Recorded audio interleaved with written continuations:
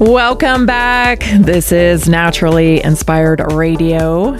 And I'm so excited because Gabe Doe, the founder of Good Brew, is joining us. Always a great conversation when Gabe comes on. Let's just bring him straight out because I know you know him, you love him. I talk to you every day and everybody tells me, I'm on the Good Brew. I'm on the Good Brew. And so Gabe, I literally got off the phone with somebody today right before I started the show. And she was telling me she's down there in Florida. She's like, oh, I forgot to tell you. I'm on the Good Brew too, and I love it. I love the Good Brew. Like, I feel like you're growing all over the country, Gabe. Does it feel that way to you? Yeah, we're growing. We're getting there. So wonderful to have all these great stories, and we're growing because we have so many reorders. You know, you can't grow a business like this unless you have people who are really committed and love the product, and we have plenty of those people, and we're getting there. You know, we're growing, and it's wonderful.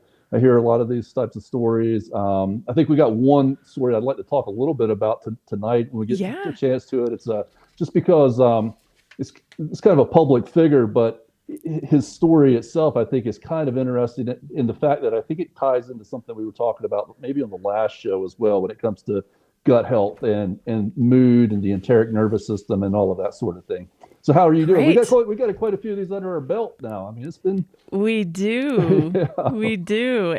This is super grassroots. I hope everybody realizes that. Naturally Inspired and Good Brew, we're coming up the ranks together, which is kind of cool. Like, I always feel like when I hear a win about Good Brew, I know I've told you this before, but I'm so proud. You know, it's just like, oh my gosh, I see Good Brew out here, and I'm talking to people and they're mentioning Good Brew, and I'm just so excited for you guys. Absolutely, yeah. I mean, the 2024 Nationally Inspired Summit that you all put on was really a good launching point for us. We'd been selling a little bit before then, but a lot of things happened from that. We can really point to that moment as being a real turning point for us. So, and these shows and all the connections we've made, and so thank you so much. It's been a pleasure to be a part of what you're doing. So. Yeah. Well, we're so happy that, we found you guys and that we can support small American business. We've been talking a lot about America on my show recently, just to point out that America is great.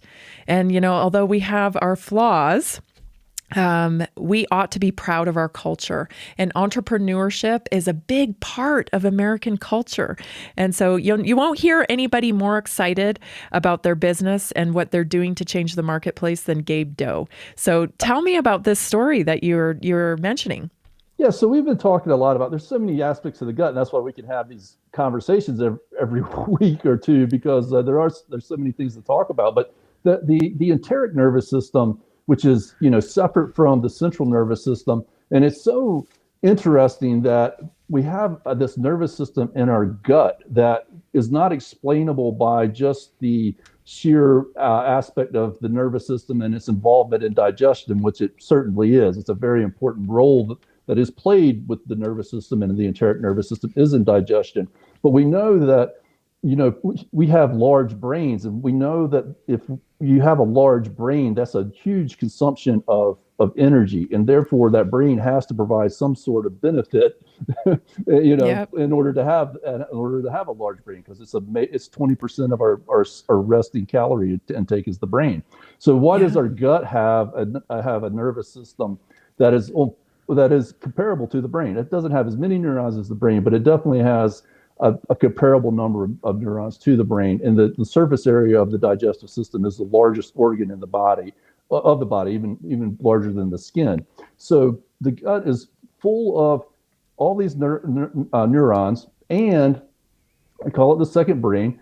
And it has a lot of the same neurotransmitters being produced in the gut that is produced in the brain. In fact, we know that 90% of the serotonin in the body is produced in the gut. But there's several others of these neurotransmitters and hormones. Another one that's really interesting is called the corticotropin release hormone. And so this is a hormone that's produced in the brain that regulates the release of cortisol. But it's also produced in the gut, and in the gut, it's produced in the same cells as serotonin, and it has a relationship with serotonin.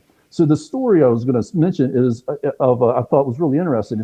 He's a retired professional boxer. He's 36-0. He was a top 10 heavyweight contender, and he uses good brew, and he mentioned several things about good brew that he likes. But one of the things that he mentioned was, he felt like it was helping him with his mood. And I was like, well, that's really interesting to hear somebody that was a boxer and an Yeah. athlete mention something like that. Plus, he's under a lot of stress for other reasons as well. And so, I really thought that was interesting to have this former professional athlete who was a boxer, who we all know that Yeah. Trump, CTE. Yeah.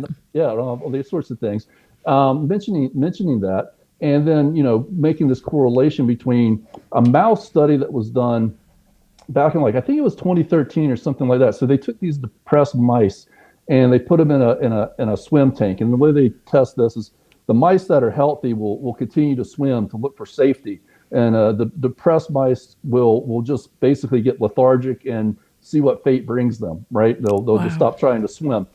And they changed the gut microbiome of these mice, and when they did that, these mice started behaving like like the normal mice and started swimming again, looking for safety. And then they cut the vagus nerve, which is the nerve that runs from the gut to the brain. And when they Hmm. did that, those mice went back to behaving as depressed mice. So so not only was the gut and the gut microbiome affecting the mood and the mental state of these mice, but it wasn't doing it by actually changing the brain permanently. It was actually happening in the gut. So the enteric nervous system itself was regulating the mental state of these mice.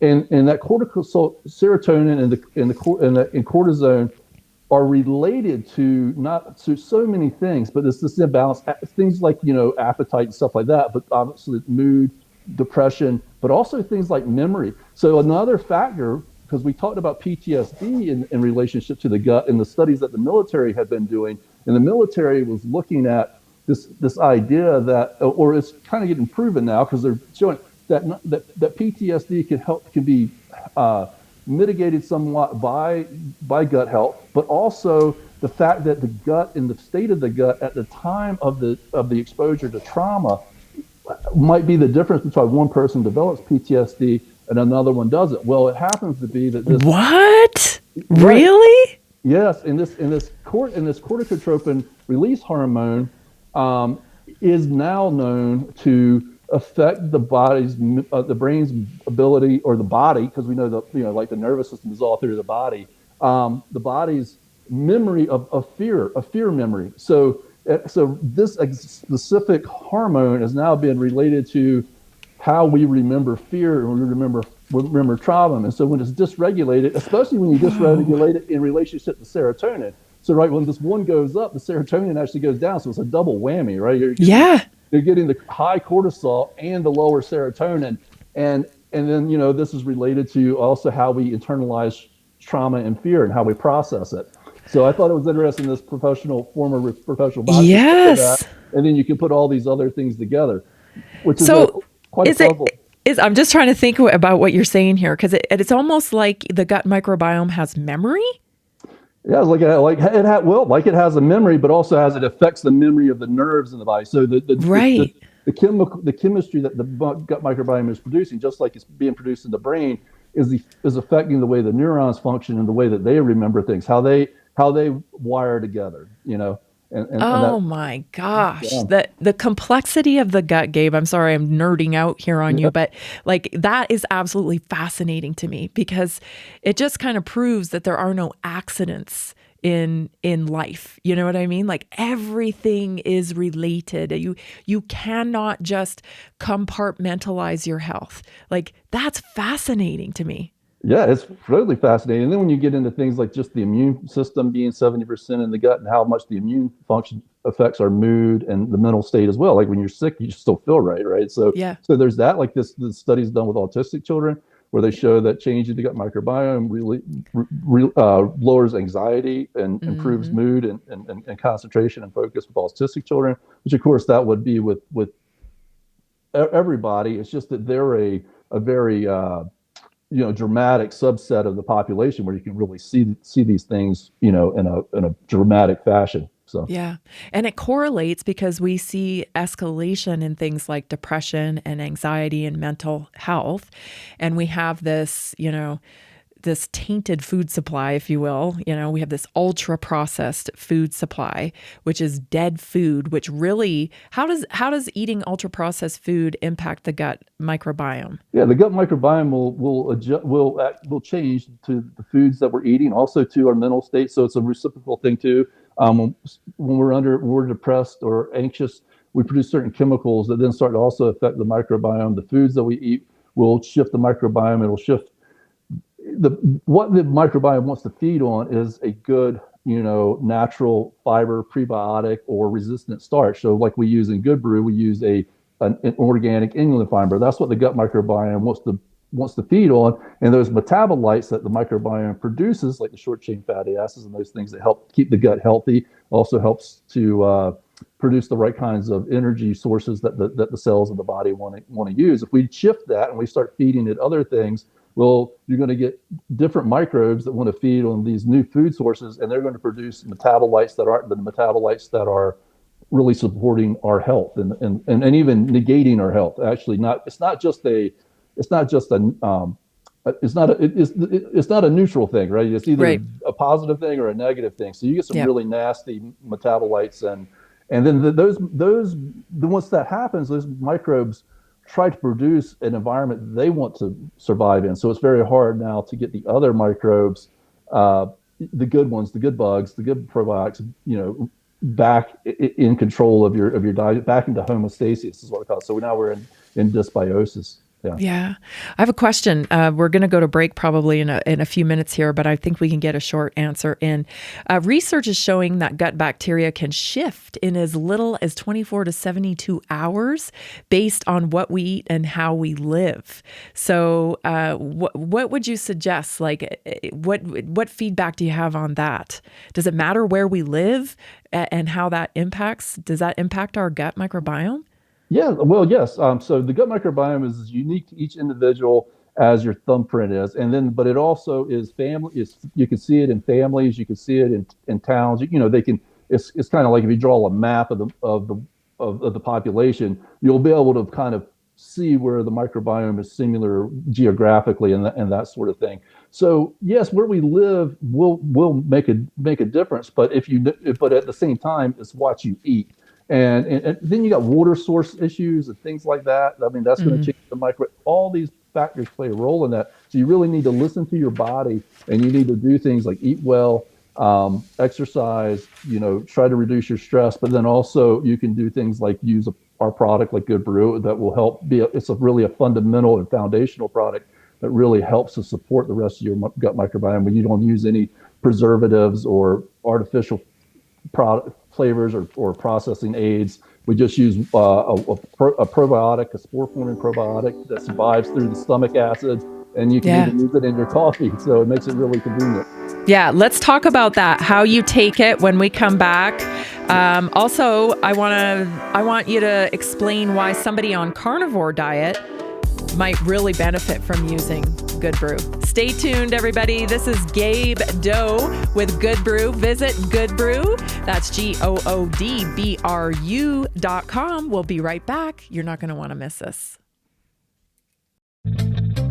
Did you know that 70% of your immune system is in your gut? Good Brew is the perfect addition to your daily routine for optimal gut health. Good Brew provides the perfect balance of prebiotic soluble fiber and probiotics, essential for promoting good gut health. It is so easy to use. Call 307-381-1099. That's 307-381-1099. Use Naturally Inspired and get our special offer. Visit goodbrew.com. That's goodbru.com.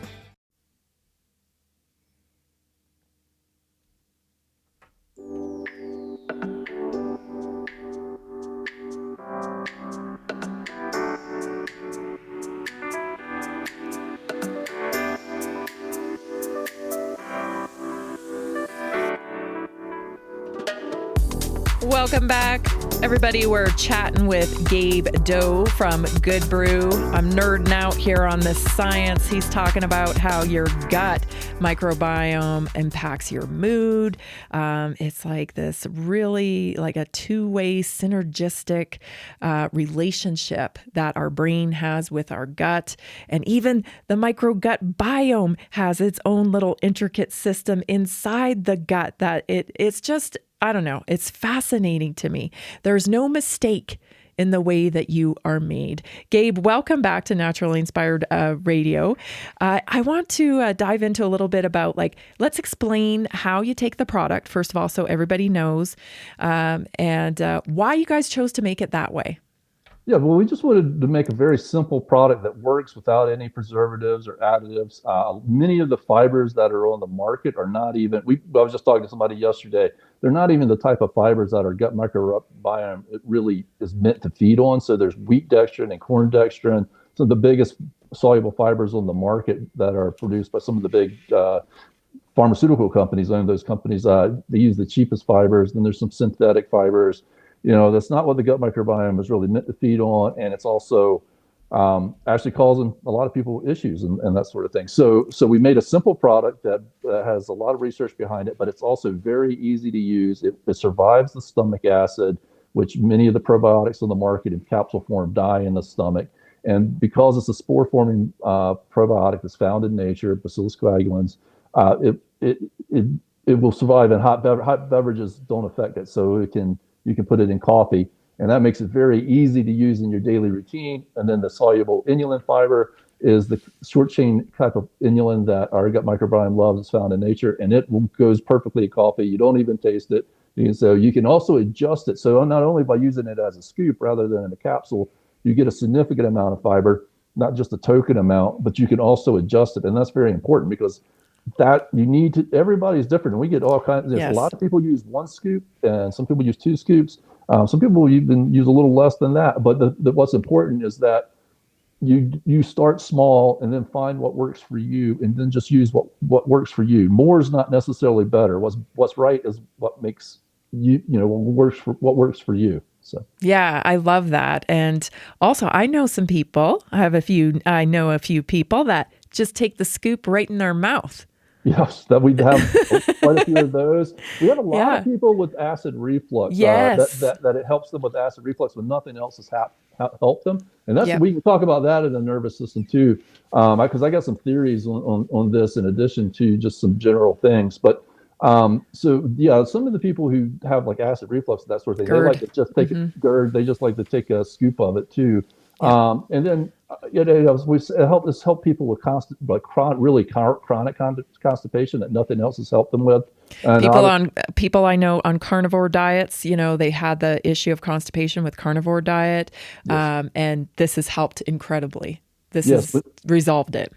Yes, that's one of the things when you're on a high protein diet, you got to be very careful because your body has to have the microbiome has to have that fiber to produce the short chain fatty acids that are essential to all the cellular function in your gut. And if your cells aren't functioning properly in the gut, then they're not doing the job of uptaking nutrients correctly. And another thing about inflammatory disease is one of the things that happens in the gut when the cells stop getting the right nutrient source. So the cells can't really produce those short chain fatty acids if all they're feeding on is protein. So you got to give them some fiber. But one of the things that happens there is that's where you start getting the leaky gut. Yep. And so what happens, even if it's not like chronic leaky gut, what happens is the fats go through the wall of the intestines and gets picked up in the limbic system. And the proteins are supposed to be broken down into amino acids and peptides by the enzymes in the microbiome. And then they go into the blood system and they go through the liver that way. But when you get leaky gut, one of the things that starts to happen is those proteins start to go through the wall of the intestines with the fats. And so now, and your body will create immune responses to protein. Inflammatory response. Yeah. Right. Yeah. So once that happens, it starts to create a cycle because the more your body senses these proteins getting into the system, the more inflamed the immune system gets trying to see those as foreign invaders. And so you need to have a healthy mucosal lining and epithelial lining of the digestive tract, and that comes from the microbes digesting these soluble prebiotics or fibers and also resistant starches. So if you take like a baked potato or something like that and you put it in the fridge overnight, you might have heard of this. That causes the starches in the carbohydrates in the potato to kind of set up and denature a little bit, and that's also a good prebiotic if you're on a carnivore diet. Is that, but you're trying to limit those starches. So the soluble fiber in Good Brew doesn't have any calories, and it's a very small amount. It's not like eating a potato; it's just like a scoop. That's right. And it gives your digestive system something to feed on to produce those short chain fatty acids that fuel the cells. Yeah. Talk a little bit about more about what type of customer you've been able to help and what it's resolved for people.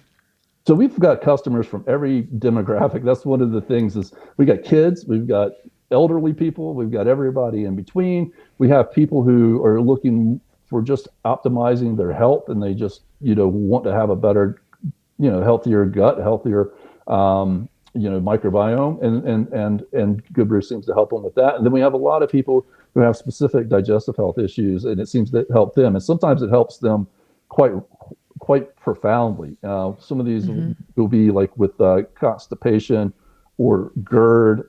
We've also with IBS, but IBS is a funny one because IBS actually covers IBS is not like one specific problem. It's kind of a group of symptoms.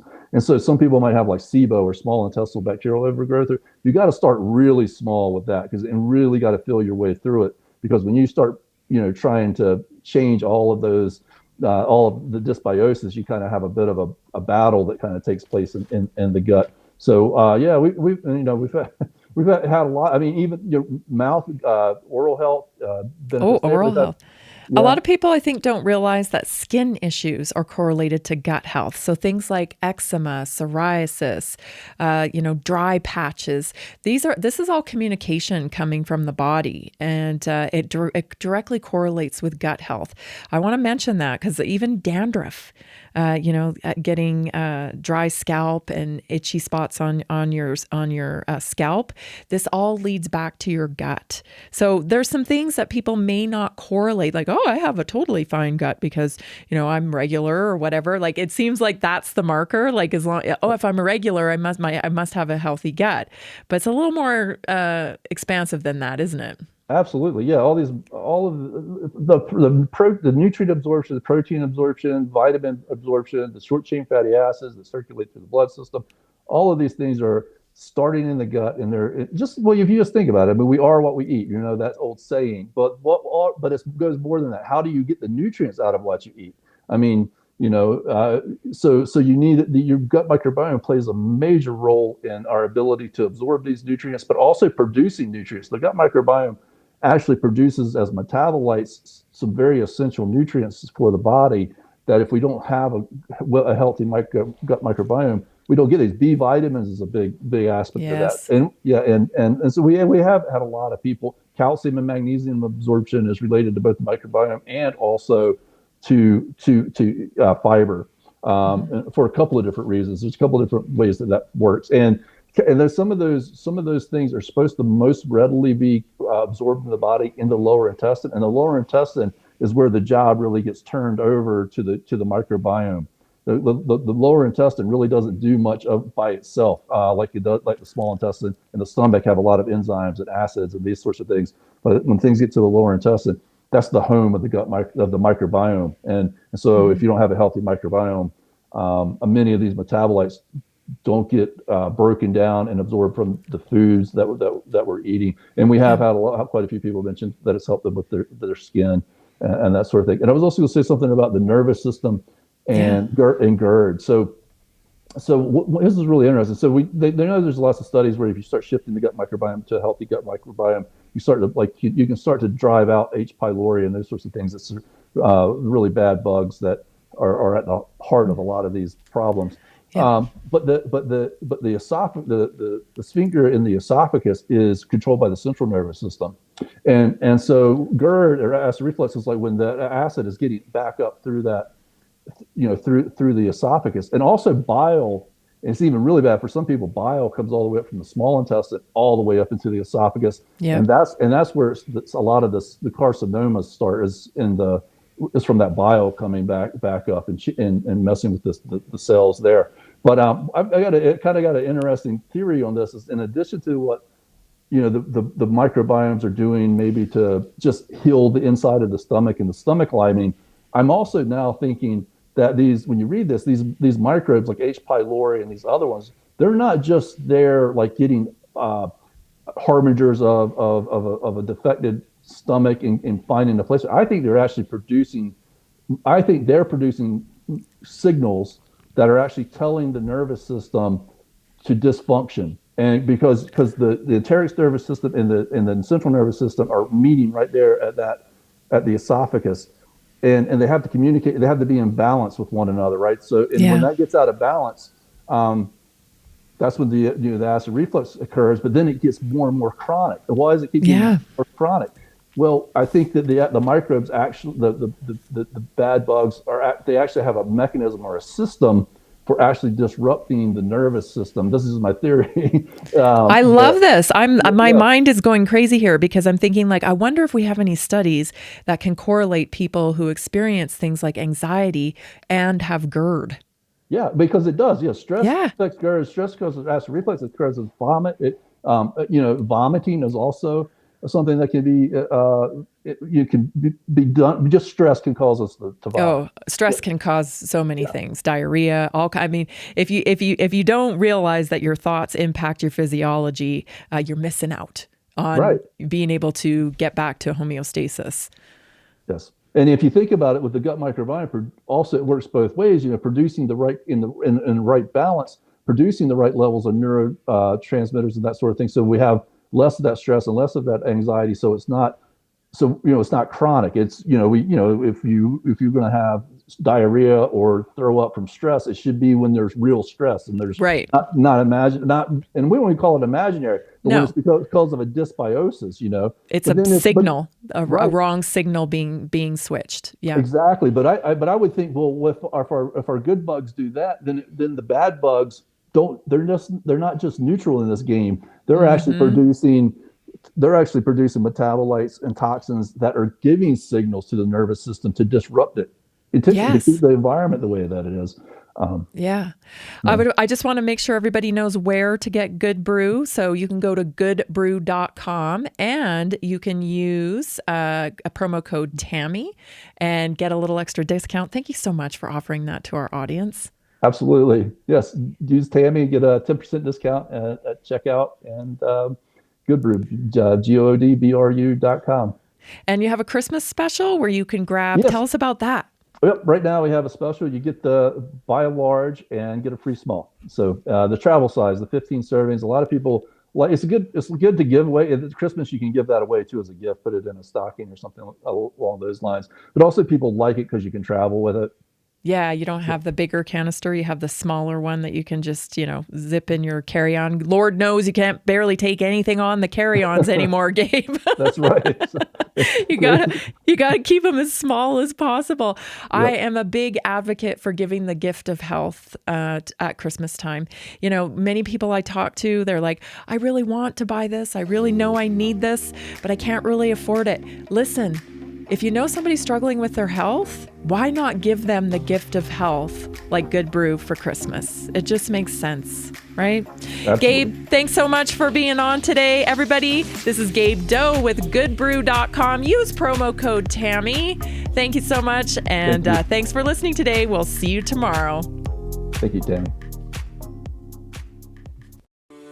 Are you ready to stay informed and inspired 24/7? Tune in to Naturally Inspired Radio anytime, anywhere. Visit naturallyinspiredradio.com, or for the best mobile experience, download the Simple Radio app. Search for Naturally Inspired Radio, save it to your favorites, and click on the graphic to listen instantly. Catch live broadcasts, revisit past shows, dive into long-form podcast conversations, and discover rare, censored presentations by leading health experts. Plus, explore documentaries uncovering the hidden truths of occult and esoteric history. Stay connected, stay inspired. Naturally Inspired Radio is always at your fingertips. Tune in now. For health questions or comments, text Tammy directly at 720-303-8868. NaturallyInspiredRadio.com.